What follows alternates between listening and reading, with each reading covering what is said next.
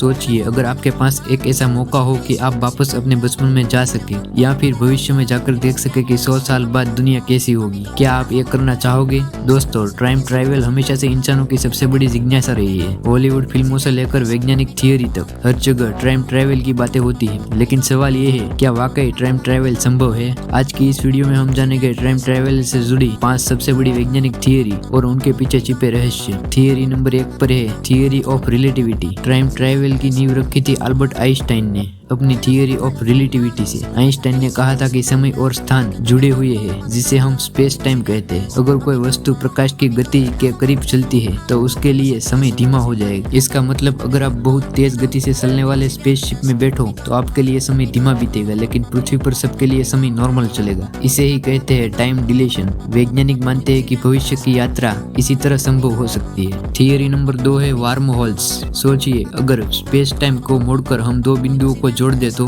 Einstein और रोशन ने इस पर आधारित कॉन्सेप्ट दिया था, वार्म होल। वार्म होल को आप ऐसे समझो जैसे एक कागज पर 2 बिंदु है। अगर आप कागज मोड़कर दोनों बिंदुओं को जोड़ दो तो बीच का रास्ता छोटा हो जाएगा, यानी वार्म होल एक शॉर्टकट इन स्पेस टाइम है। अगर ये बनाया जा सके तो इंसान न सिर्फ टाइम ट्रेवल कर सकता है बल्कि यूनिवर्स में भी जा सकता है। लेकिन समस्या ये है कि वार्म अप होल्स बहुत अनस्टेबल होते हैं और अब तक ये सिर्फ थियोरिकल है। थियोरी नंबर 3 है कॉस्मिक स्ट्रिंग।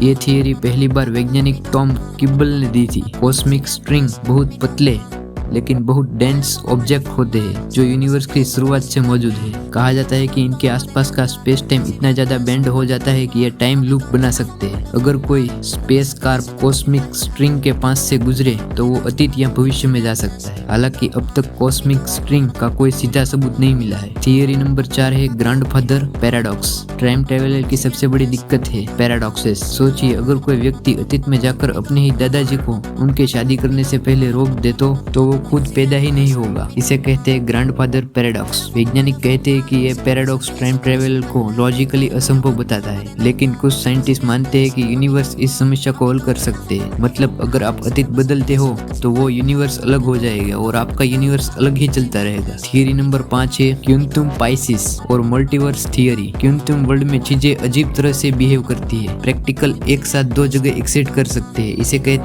कहते हैं सुपरपोजिशन। इसी से साइंटिस्ट ने मल्टीवर्स थियोरी दी। मतलब हर डिसीजन से नया यूनिवर्स बन जाता है। अगर आप अतीत में जाकर कुछ बदलते हो तो आप अपने यूनिवर्स को नहीं बल्कि एक नया यूनिवर्स क्रिएट कर देते हो। इसका मतलब टाइम ट्रैवल शायद संभव हो, लेकिन उसमें आप अपने फ्यूचर को नहीं बदल सकते। आप सिर्फ एक नए यूनिवर्स में शिफ्ट हो सकते हो। इसके बाद एक रियल एक्सपेरिमेंट हुआ 2010 में। CERN के साइंटिस्ट ने पार्टिकल्स को इतनी तेज गति दी कि उनके लिए समय थोड़ा धीमा बीता। एस्ट्रोनॉट्स जो लंबे समय तक स्पेस स्टेशन में रहते हैं उनके लिए भी टाइम थोड़ा अलग गुजरता है, यानी वे फ्यूचर में ट्रैवल करते हैं, बस बहुत ही छोटे स्तर पर। तो दोस्तों, टाइम ट्रैवल सुनने में जितना आसान लगता है असल में उतना ही जटिल है। आइंस्टाइन की theory, warm up holes, quantum Pisces सब इशारा करते हैं कि फ्यूचर ट्रैवल शायद संभव हो सकता है, लेकिन पास्ट ट्रैवल हमेशा रहस्य ही रहेगा। अब सवाल आपसे, अगर आपको टाइम मशीन मिल जाए तो आप कहाँ जाना चाहोगे? अतीत में अपने बचपन को जीने या भविष्य में अपने आने वाली पीढ़ी को देखने? कमेंट में अपना जवाब जरूर दीजिए। और अगर आपको ये वीडियो पसंद आए तो लाइक, शेयर और सब्सक्राइब करना मत भूलना।